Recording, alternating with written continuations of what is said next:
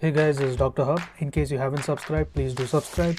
This is a concise, well-crafted summary and it highlights only the important keywords. Eye of tiger and the hummingbird sign.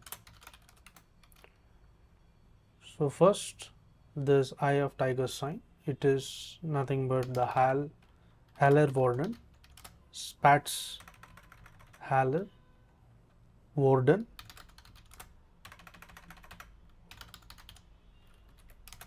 Spatz bodies.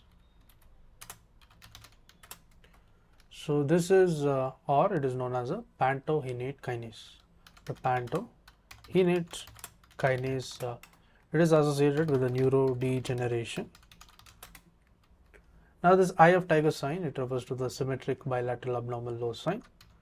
So it is refers to the symmetric bilateral abnormal low signal, and this is present on the T2 weighted imaging MRI.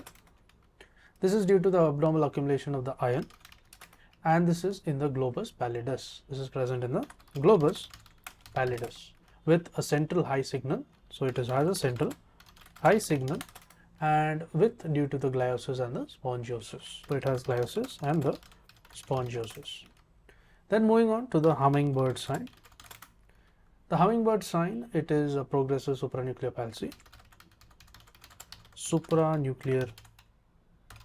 palsy.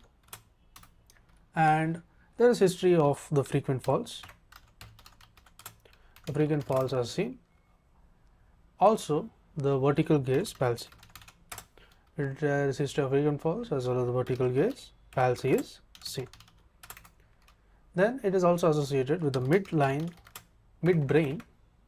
atrophy. So it is also associated with the midbrain atrophy. To learn and grow daily like this, please do subscribe.